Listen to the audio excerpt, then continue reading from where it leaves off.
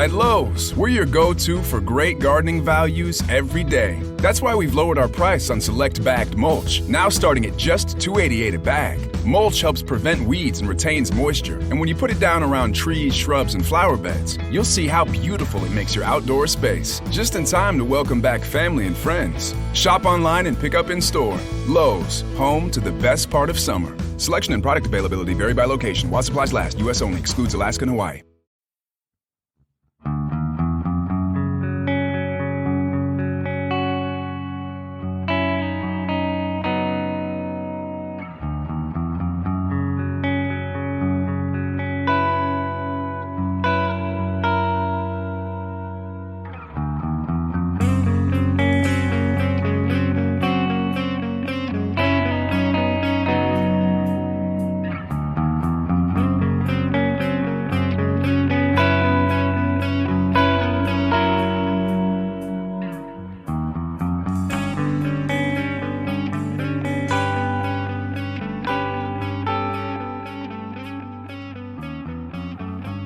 Hello and welcome to Budget Arcade, the free-to-play gaming podcast that helps you navigate through the growing realm of free-to-play games. My name's Jeff.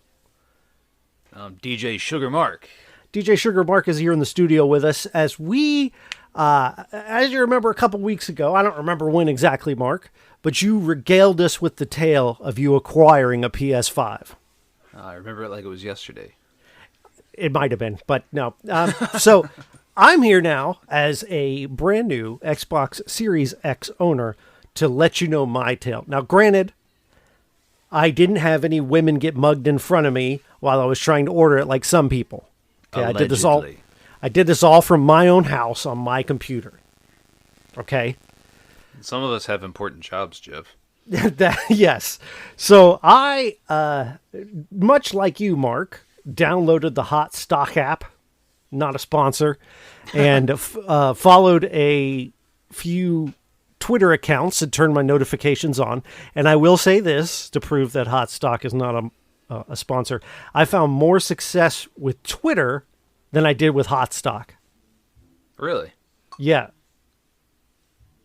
Well, yeah. I mean, that's a little bit surprising because I was getting constant notifications from Hot Stock about, hey, X retailer just had a drop. Now, so, I mean, regardless, you actually had to go and have success in the at the retailer, website or whatever. But right, so I did get a lot of notifications, right? So I didn't have any trouble. Like, it did give me a lot of notifications, and it seemed to do it somewhat fast. I found Twitter to be faster, and Twitter would also notify you in advance of things. So what I ended up getting was because they had said, hey, GameStop is going to have some Series X bundles going live at this particular time. And I didn't really want to go the bundle route, but this one was actually pretty good. It had Valhalla, which I had been on my radar anyway. Assassin's Creed Valhalla. It had an extra controller, which you can always use. It had a $20 gift card for Xbox money, and then it had another gift card for GameStop money. Or excuse me, it didn't have a Xbox gift card. It had a 3-month subscription to Game Pass Ultimate, which I'm going to use because I already pay for it, so it's basically 3 free months of that. And then a $20 GameStop gift card that I bought Xbox gift cards with. So I noticed that the Series X and maybe the Series S too, but had much better bundles than Sony was offering. So the bundles are dictated by GameStop, though. This particular one was, you're talking. The one that I got, when you do it through GameStop, that it's basically they're not allowed to scalp Right. because they're a retailer who's buying directly through Sony and Microsoft, so they have to pad their stats with these bundles. And I get it, but it also helped it remain available because they were less desirable for scalpers. Yes. And because they're not going to scalp a copy of Hitman 2, right? Because, or even Valhalla, which is a better game, they're not going to scalp it because digitally you can get it whenever you want. It's not a scalpable item, as neither are gift cards or any of the other stuff I bought with it, and Xbox controllers are readily available. You can buy them anywhere. So it helps prevent that, and because there was so much in the bundle that I would use anyway, the Hitman 3 is about the only thing where I wouldn't have got that for myself. Right. So it took several weeks to get here because they have to prepare the order, I guess. And I don't know how many units these retailers get at a time, but so I had essentially pre-ordered it to be released on March 23rd, and I received it on March 22nd. It was like a 2-week turnaround before it got to me. So, which was fine. Not a big deal. I did end up getting it. And basically what I did was I said, well, during this pre-order time, I can cancel it anytime. So I kept hot stock on my phone. I kept my Twitter my Twitter notifications active. And I said, if I can get one with just the console, I can cancel this pre-order and I'll be good. All right. Well, after several weeks of frustration, so what happens is on hot stock, it says, hey, this is in stock. You click it and it takes you right to the retailer, which is nice. By the time you get there, they're gone. It's like less than a second before when that notification hits, they're gone. I even got to Microsoft's website where it let me add it to my cart. And when I went to check out, it was gone. Yep. So let me give it up for Sony, right? As your Xbox fanboy on this podcast, the way they handled it with what you described as there being sort of a digital lobby and really helping prevent bots from getting all of these consoles, good on them, because the tracking down the Xbox Series X was a pain even through Microsoft's website. So that's definitely a boon to PlayStation. Now, when you ordered, or essentially pre-ordered it, did they have any other, bundles available, or was this the only one? This was the only one I've seen. Now, each time they do it, though, they've been different bundles. I've seen different games bundled in and stuff like that. But this would be the closest I could say to one that I'd actually want. Like some of them, like, I don't need certain games, right? Like I already own Call of Duty. I don't need another copy of it. Right. So let's get into the unboxing experience. So it comes here in a gigantic package because the box for the Xbox alone is pretty big, and there's all this other stuff in it that came with the order. And I opened it up. I was going to get there. No, we're jumping straight to the smell. Okay. I was disappointed. It failed the smell test, okay? I was so excited to smell this thing because I made such a big deal about it that I was like, the issue is it didn't have any smell. It didn't smell bad, but I don't know. Have you ever had a new pair of sneakers and have that great smell, or you walk into, I like the smell of tire stores. Because my dad was a mechanic and it just brings me back. And new electronics will a lot of times have this wonderful smell. This didn't have that. It was gone. There wasn't one. Now, the presentation. Did you smell all four sides? First off, there's six sides. Yeah. Sorry. I don't know what kind of weird. You have that weird console that's shaped like a spaceship. Yeah. Mine's a box. It looks like a monolith. So I tried to find a good smell and I couldn't do it. So I gave up on that. But when you open it, it's like the little foam things that keep it in place have it like hovering off the ground a little bit, and you pull it out and it's so beautiful and heavy. This dude is heavy. I don't know. Was the PlayStation heavy? Yeah, no, the PlayStation is heavy, but I did read that the Xbox Series X is approximately 10 pounds. Yeah, it's not a light console. It feels like a sturdy boy. So I unwrap it, and I know it's just a big black box. It's a big black monolith. And I've seen people who lay it down like horizontally. Right. And I'm like, but when you tip it upright, there's something about it. Like you look at it and it's like, ooh, that thing is powerful. It's working right now. Well, it's And got on that dip at the top with Yes. where the mesh is, and it's kind And of there's looks like futuristic. there's a green accent to it. So like when you're low enough, you can't really see it. But when you get close, you see the little green pluming. And I really like the look of this matte black cube. I think Yeah. I like the way it looks in my room. Now, is it up on a pedestal in the room? Is it No. higher than everything else? Or No, it stands taller than most everything but my TV. I mean, it's like a foot or more tall, like a foot and a half tall. It's a nice hefty box. I don't know if it's the biggest console I've ever had, and I know the PlayStation 4 has bigger dimensions, but I think it might be as big as the OG Xbox was, but it's hard to say. the OG Xbox was large. I loved that console. So the setup was really easy. You just pull out the app on your phone, which if you're already signed into Microsoft on your Xbox app, you just tap it, enter the code, and boom, your system boots up and it imports your settings from your other console. So I didn't have to go in and really set any settings, and then it's up, right? And that was pretty much all the setup. And it did have to download some updates, which is to be expected, but they weren't. It didn't take forever. Like when I got my Xbox One, my first one, it took forever to download updates. Like the setup was not great. The setup on this is much better. Now, what about the UI? How different is it than, say, the Xbox One? All right, so here's where we get into the interesting stuff. And this could be a downer for some people. But right before the Xbox Series came out, the UI on Xbox One updated to the same UI that was going to be on the Xbox Series. So if you're an Xbox user, when you boot up the Xbox Series, it looks the same because they updated the older consoles to look like the newer ones. Okay. So if it'd be like if your PlayStation 4 looked like the dashboard of the PlayStation 5 and you didn't even need to buy a PlayStation 5.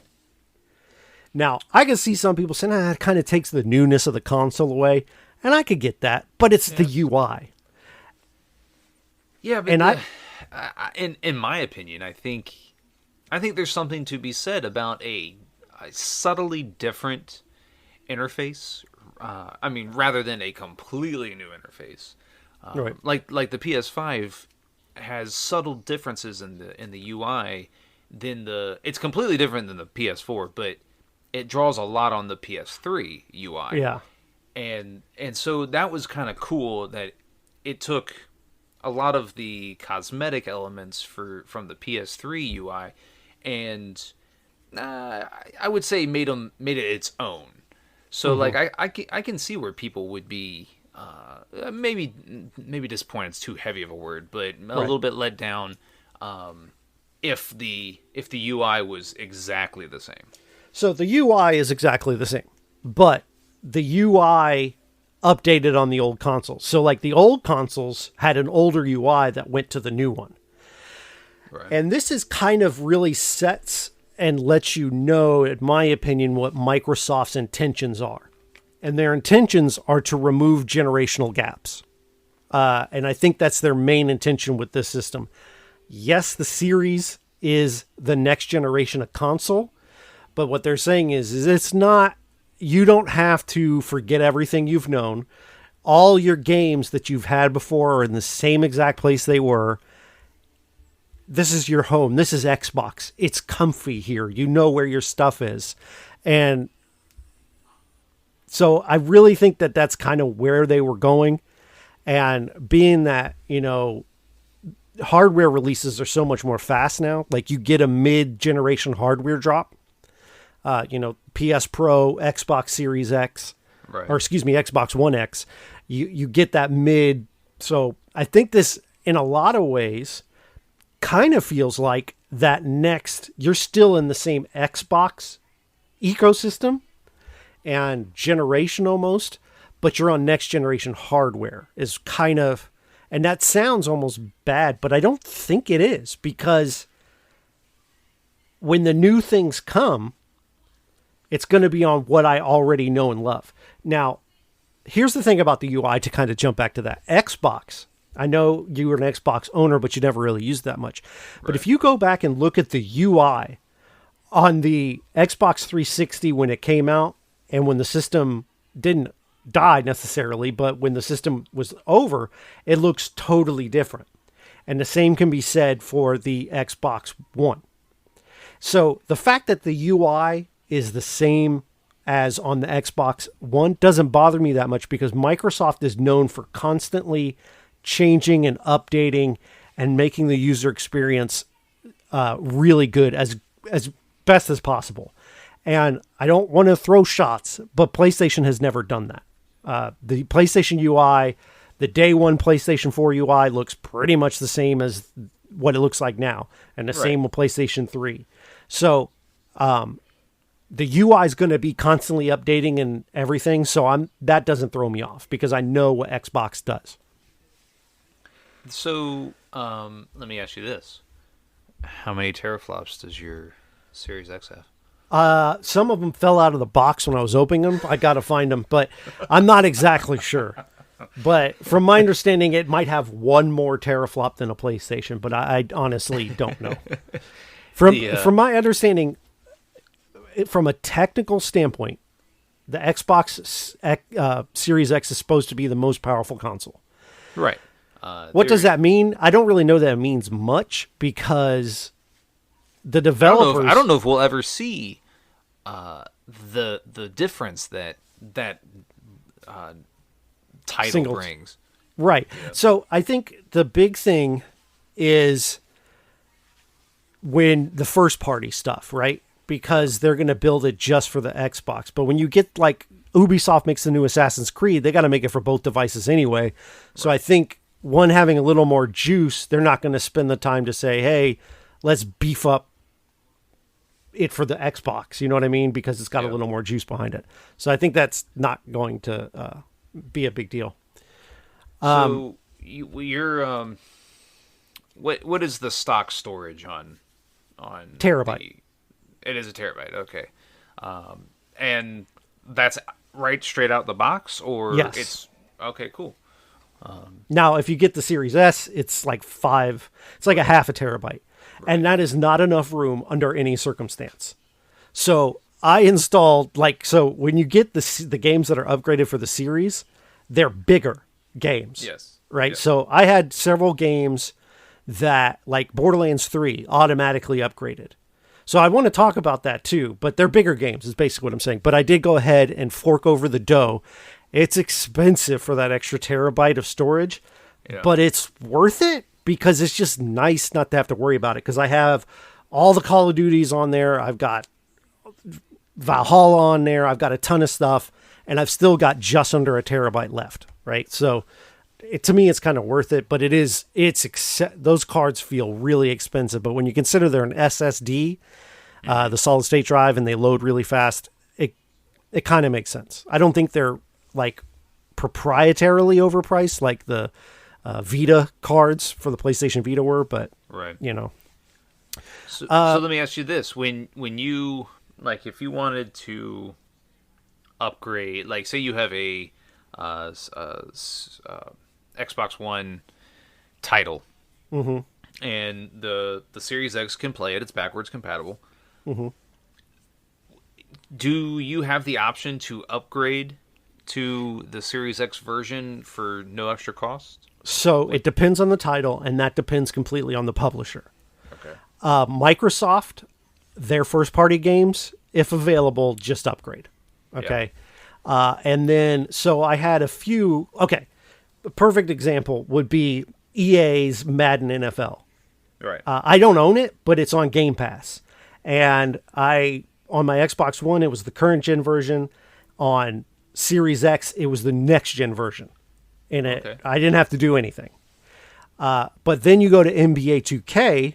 Here it is, shots fired. If we could get through an episode without mentioning them. The version on Game Pass is just the previous gen version, the current gen version. And which sucks because that's the one I wanted to check out the new one because as I've said, the graphics look amazing. Right. Now, Borderlands 3 is a game I own. I bought when it came out, so they didn't really have this XS, what they call smart delivery on Xbox. It wasn't a thing yet. But thankfully, 2K, now I'm throwing goodness at them, has allowed this game to upgrade free of charge.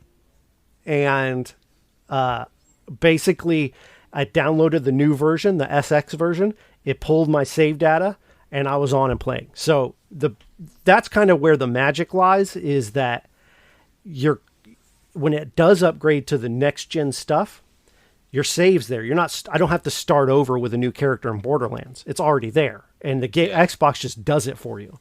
So now, the downside is I have games like Cold War. When I bought Cold War, I bought the one version. I didn't buy the upgradable one, which was $10 more. And I can't opt in now and say, hey, I'll go ahead and pay that extra $10 now. I have to buy the full priced alternate edition. You know what I mean? That needs to be fixed. Now, I don't know if the publishers or Xbox has any say over that, who's really to blame, but someone's to blame. And I think it needs to be fixed, because that's money on the table. I'm not going to buy another copy of Cold War, and the game looks great anyway. So the thing is because I was coming from the Xbox One X, I was already playing in 4K, but now I'm playing in 4K with a higher frame rate. But my TV can only do 60 frames anyway, so it's not that big a deal for me to just play the current one. Yeah, but you're if not I missing could, out on right, but if I could pay $10 and get the next gen version, I would do it. So they need to fix that. So why do you think that? You think it's just a money grab with 2K offering up only a particular version of 2K21? Well, let's not forget that 2K was the one that broke the $70 barrier, right? They're the ones that kind of outed. It was probably coming anyway, but they were the ones that did it first. And like, our game is worth it, and I'm not trying to argue game worth, but it's not. Flat out, it's not. You played it. No, I have it. That's one of the few titles I have purchased for the PS5, and it looks great. You're right. It's fantastic looking. It looks like you're watching a real NBA game. It's not worth the improvements in gameplay and game modes and all. It is not worth $10 more, in my opinion. And I think it would have been nice if, they just, when the next gen consoles came out, just up the price on both versions, and then everybody else can migrate over. I don't know. It's in a couple months or a year, we're not going to care, right? It's just this initial transition period.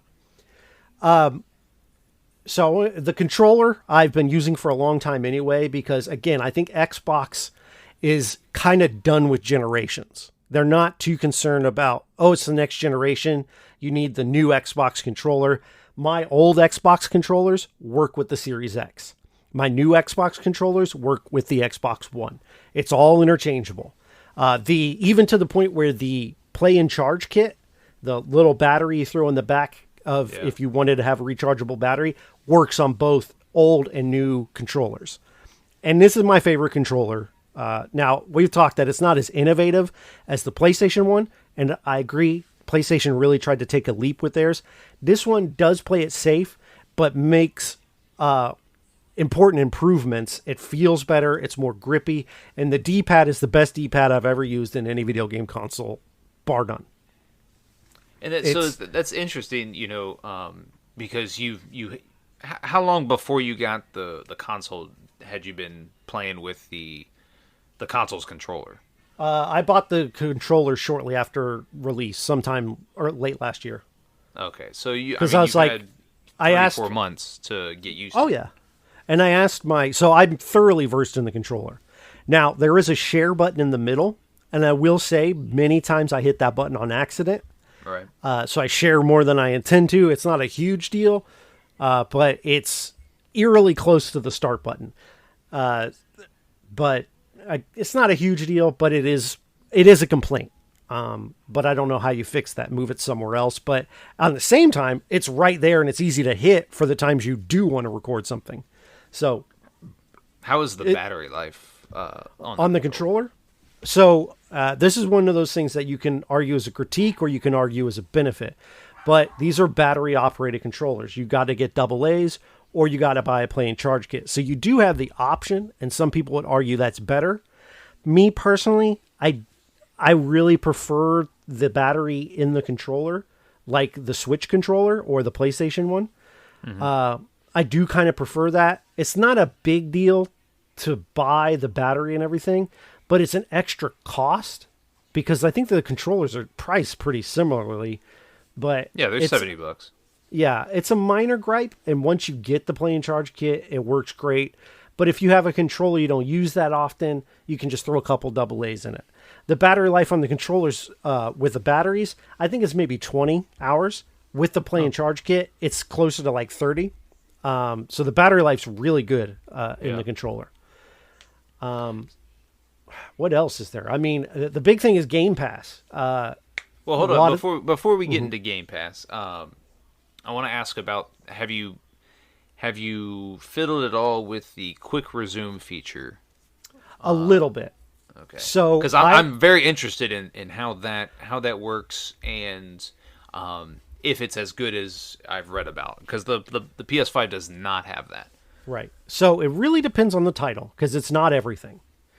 I will say though that the load times are really fast anyway. So if your game doesn't feature quick resume, it's not a huge deal. But what it's nice, I don't know what magic they've done, but I literally unplugged because I had to rearrange my power. I literally unplugged my Xbox from power and moved some plugs around and booted it back up. And I had forgot I had done that. And when I opened up, I want to say, was it Dragon Quest? I can't remember which game it was. But I opened up one of the games and it said quick resume in the corner and boom, I was there. I didn't have to go through the title screen. And I don't know how they did it. Like it's mind-boggling. The Xbox fairy, sir. Some sort of magic or witchcraft. I don't know, but it's really cool. I need to use it more to really see how much of a benefit it is, and I need to see more games using the feature because right now it's only really popped up once or twice, and it hasn't. Like once it starts working on every game all the time, and if it works that consistently, it's a game changer. Right. But until I use it enough and we see that, the jury's out. Well, that's what it's been billed as, is that this is revolutionary as far as the console goes, is because you no longer have to go straight to the title screen playing a new game. You can switch back and forth. And think about that if you play Red Dead Redemption or GTA and those insane load times and the fact the unskippable Rockstar opening logo thing. Right. Like if we can get rid of that or limit it with quick resume, I'm all about it. I think that's great. So how are the load times? Because I played Valhalla on the PS4 and the load times were ridiculous. Yes. How ridiculous are the load in a good times way, right? No. No, the PS4 version, I was waiting sometimes 20, 30 seconds between like if I fast travel somewhere. We'll test it right now. It's I'm interested in knowing how short it is cut down on the load times in that game. It's because the game is massive. It's got a huge map. It's very graphic intensive, and so I haven't played it on the PS5, and you're saying on the PS4? Okay. Yeah. Okay. No, I haven't played on the PS5. I played on the PS4. Okay. I put like 130 some hours into it, and there was times where you were waiting a while. Yeah, I thought because you said PS5, I'm like, I thought that the load times would have been better, but your PS4. Okay, so here I am. I've made sure that the game is quit on my Xbox. I've got Assassin's Creed highlighted. I'm pressing the A, and I'm going to let you know as soon as I can play as the character. And we'll keep talking while it loads. I'm pressing A. It's loading up now. So we'll see how that goes. What were we talking about otherwise? I don't know what else. Game Pass. You were going to talk about Game Pass. Yeah, so Game Pass is, again, the huge feature, and they keep adding great stuff, and the fact that all those first-party titles are going to be there. Outriders, which is a new looter shooter, is going to be there day one. It's just like there's so much to play on my Xbox, and I boot it up, and there's just everything. All my stuff is here. I think that can be good and bad. I don't know how it could be bad. I'm ready to hear this. No, I just, there's so much offering now that, is there a way you get to all of it? Is there a way you get to all of the things that you want to do with Game Pass? I'm at the title screen. Okay. Go ahead. So no, you're not going to get to do them. But do you need to do them all? So they just dropped Octopath Traveler on Game Pass, which is a game that I've been mildly interested in, but I'm not $60 interested in. But if you do get into it, it's like 50 hours. I just started playing a game called Remnant Into the Ashes or something like that. But that's a great gem of a game. So here's where I would pitch this to you, Mark. Right. And why I would think if you were a serious Xbox owner, you would want this is, I don't know how much it costs now, but you're a GameFly subscriber. Yes. This to me, I pay $20 for 2 titles at a time. A month. Okay. No, so this is $15 for Ultimate, $10 for your standard issue, no Xbox Gold. Mm-hmm. So at $15 a month, you essentially have unlimited rentals from this curated selection. They download, you don't have to ship them back, all that. So I stopped using Game Pass. I was a Game Pass subscriber for a long time, but I haven't been using it. And I think a lot of that has to do with having Game Pass. So you were a GameFly subscriber and you stopped because of Game Pass. Yes. Yeah. I don't know that it was directly, or it's just I had got hooked on a Overwatch or something, and I was like, well, I'm only playing Overwatch, but I definitely have no desire to go back now because of Game Pass. So I'm at the title screen, I'm pressing A, checking for add-ons. So I pay for GameFly, $20 a month. And that gives me access to a majority of new titles, PS5, Series X, doesn't matter. Mm-hmm. And so as of the past month, I am also a PS Now subscriber. Right. So essentially, $30 a month, I'm paying for access to new titles, brand new titles, but receiving them via mail. And I have access to this digital subscription service offered by Sony, which gives me access to pretty much their entire back catalog going back to the PS2. Mm-hmm. And so I've been weighing over the past month, do I really need one or the other? Right. And PS Now, I can pretty definitively say that I don't need PS Now, just simply because they don't offer brand new titles, not yet, anyways. And so yeah, we'll see if they want to compete. I mean, it's just a matter of they want to compete. Well, it's a no-brainer to me.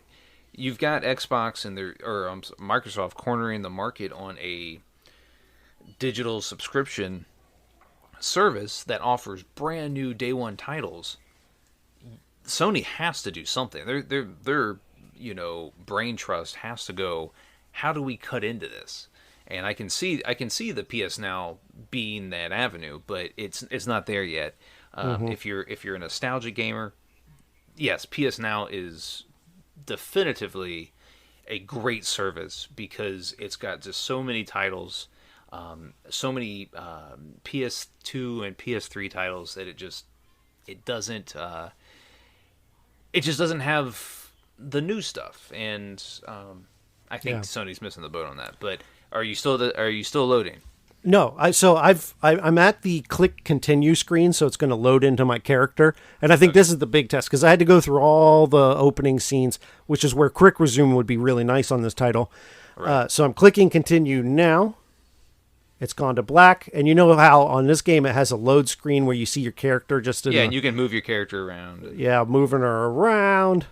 And cut to black, and I'm in the game. Well, that's pretty good. like 10 seconds maybe. Yeah. I don't know. Yeah, that's pretty good. So anyway, I think we're going to wrap it up there. I'm really happy with it. I don't have any buyer's remorse. I think the games look really sharp. Even like Borderlands, which is not a high fidelity game. So like the big difference is on Xbox One X, you could play in 4K, but it'd be 30 frames. And on this, when you put it in performance mode, it goes to 120 frames. Or if you go to quality mode, it's 60 frames at 4K. So basically everything looks better. Everything loads fast. It's great. I'm super happy with it. I'm tired of talking. Dude, what is your last question? What is your most anticipated AAA title for the Series X?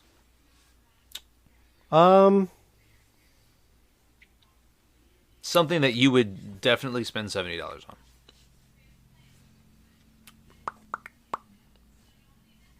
on. NCAA football. Okay. I mean, we're probably still 2 years out from that. But. Yeah. But so, yeah, I don't have and Microsoft never had the greatest first party titles, but they're really changing that now. So when you start, maybe the new Doom game comes out or, something like that since they own Bethesda. But I'm not huge into those. I'm more into like the Call of Duties and the indie titles. And they've done a great job expanding their indie titles. And Game Pass launches a lot of those things day one when they come out. So, well, anyway, let us know what you think. If you got yourself an Xbox or a PlayStation, let us know. You can find us on Twitter and Instagram at Budget Arcade. You can also check out our Facebook page, facebook.com/Budget Arcade, as well as our Twitch. It's Twitch TV/Budget Arcade Podcast, and the same thing for TikTok, Budget Arcade Podcast. Our music is by Stimmage, and you can find his music on MetroidMetal.com. Thank you, and game on.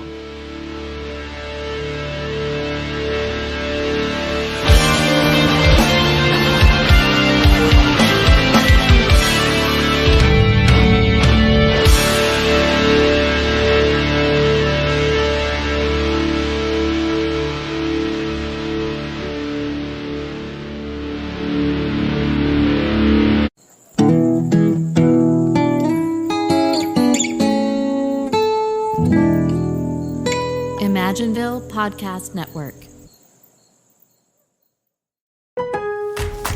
At Lowe's, we're your go-to for great gardening values every day. That's why we've lowered our price on select bagged mulch, now starting at just $2.88 a bag. Mulch helps prevent weeds and retains moisture, and when you put it down around trees, shrubs, and flower beds, you'll see how beautiful it makes your outdoor space, just in time to welcome back family and friends. Shop online and pick up in store. Lowe's, home to the best part of summer. Selection and product availability vary by location. While supplies last, U.S. only. Excludes Alaska and Hawaii.